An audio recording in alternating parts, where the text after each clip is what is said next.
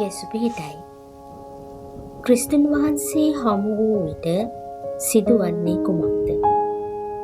ක්‍රිස්තුන් වහන්සේ හමු වූ විට අනිවාර්යෙන්ම අප ජීවිත තුළ විශාල වෙනසක් ඇතිවේ. ජීවිත පෙරලියක් සිදුවේ. ක්‍රිස්තුන් වහන්සේ හමු වූ වෛශ්‍ය ස්ත්‍රිය වන මග්දලාහි මරියාගේ ජීවිත පෙරලිය ඔබ දිවියේද ඉටුවිය යුතුය. ක්‍රිස්තු විරෝධී සාවුල් උත්ථාන වූ ක්‍රිස්තුන් වහන්සේ මුණ ගැසීමෙන් පාවුලු බවට පත්විය. ඔහු තුළ සිදු වූ මහා ජීවිත පරිවර්තනය මා තුළද සිදුවිය යුතුය. මගේ දිවියේ වෙනසක් සිදුවේ නැත්නම්, සිදුවන්නේද නැත්නම්, ඉන් අදහස් වන්නේ මට ක්‍රිස්තුන් වහන්සේ හමු වී නැති බවයි. උන්වහන්සේට මා තුළ ක්‍රියා කිරීමට මා ඉඩදී නැති වගයි. උන්වහන්සේ හමු වන විට, උන්වහන්සේ ඇසුරු කරන විට අපගේ ජීවිතයට අමුතු බලයක් ගලායි. පාපයට එරෙහිව මෙතෙක් අප තනිවම කළ සටන දැන් අපි සමිඳුන් සමගින් ජයග්‍රහණය කරන්නෙමු. සටන සමිඳුන්ගේය, ජය අපගේය.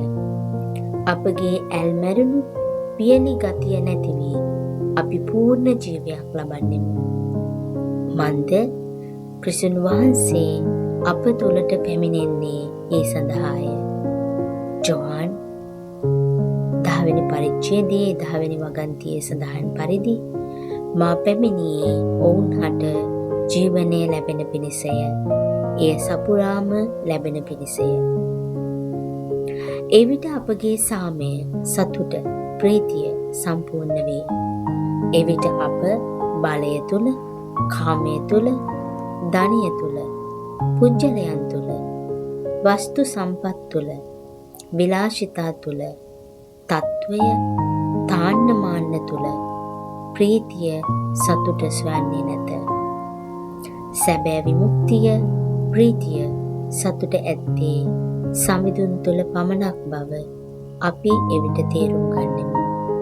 ගීතවලියේ 62 පළවෙනි වගන්තිය.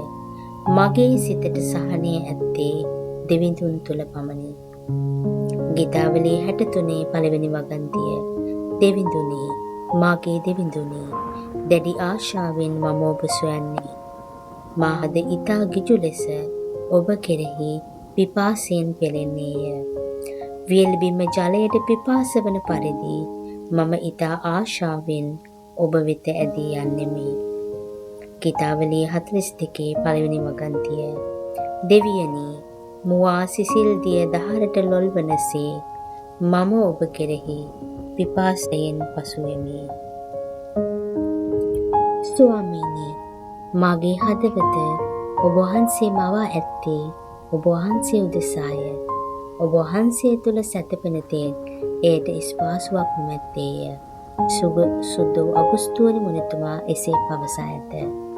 ස්වාමීන් වහන්සේව තව තවත් හඳුනා ගැනීමට මා හද තුල දැඩි පිපාසයක්, උන්වහන්සේගේ කැමැත්ත සොයමින් තම ජීවිතය වෙනස් කර ගැනීමට දැඩි ආශාවක් එවිට මා තුල ඇතිවේ. සොයිර සොයිරිය, දරුව දැරිය, ඔබට තවමත් ස්වාමීන් වහන්සේ ජීවමානව හමු වී නැත්නම්, උන්වහන්සේ ඔබේ ජීවිතයේ එකම ස්වාමියාණන් කරගෙන නැත්නම්, ගීතවලියේ ගීතිකාකරුවා මෙන් හා ශුදු අගුස්තින තුමාගේ අත්දැකීම තවමත් ඔබට ලැබී නැත්නම්, මෙන්න 2 කොරින්ති 6 දෙවෙනි වගන්තියේ සඳහන් පරිදි මෙය ප්‍රසාද ජනක කාලයයි. මෙය ගැලවීමේ දවසයි. එබැවින් දැන්වත් එම දේව පරප්‍රසාදයට පිටු නොපා අප ක්‍රිස්තුන් වහන්සේ හමු වෙමු. උන්වහන්සේ හඳුනා ගනිමු. උන්වහන්සේ අත්දකිමු. උන්වහන්සේ රස විඳිමු. ජේසු පිටයි.